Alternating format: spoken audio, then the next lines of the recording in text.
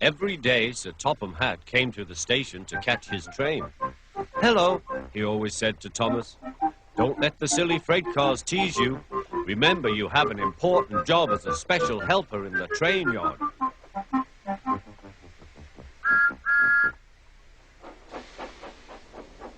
There were lots of freight cars, and Thomas worked very hard pushing and pulling them into place.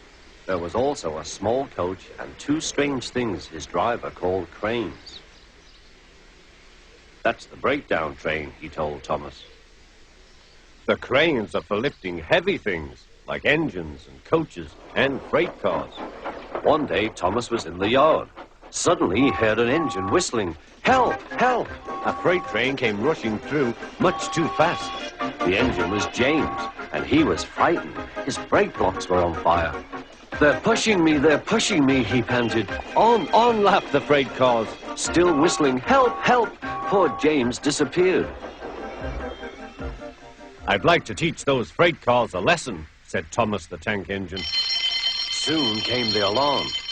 "James is off the line. The breakdown train, quickly!" Thomas was coupled on, and off they went.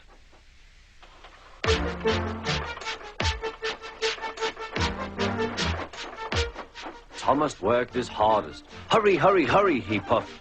He wasn't pretending to be like Gordon. He really meant it. "Bother those freight cars and their tricks.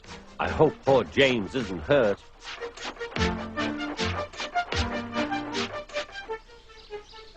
James's driver and fireman were feeling him all over to see if he was hurt. "Never mind, James," they said. "It was those silly freight cars on your old wooden brakes that caused the accident." Thomas pushed the breakdown train alongside. Then he pulled away the unhurt freight cars.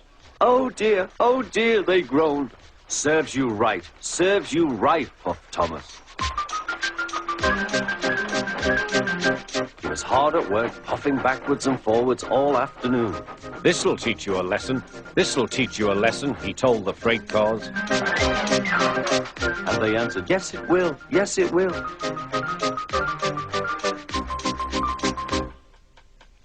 They left the broken cars. Then with two cranes, they put James back on the rails.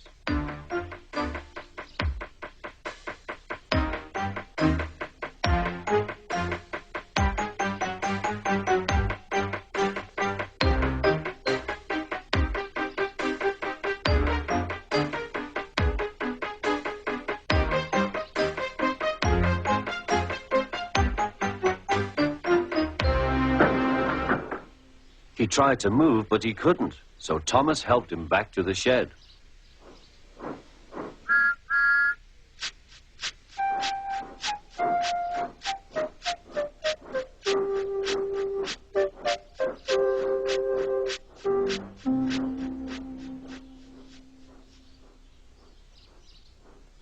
Sir Topham Hatt was waiting anxiously for them.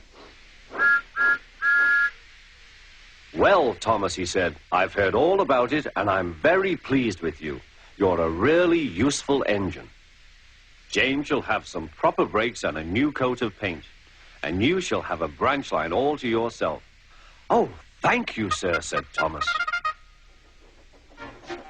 Now Thomas is as happy as can be. He has a branch line and two coaches called Annie and Clarabelle. He puffs proudly backwards and forwards with them all day.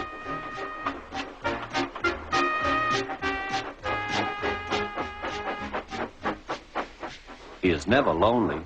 Edward and Henry stop quite often and tell him the news. Gordon is always in a hurry, but never forgets to say poop, poop. And Thomas always whistles peep, peep in return.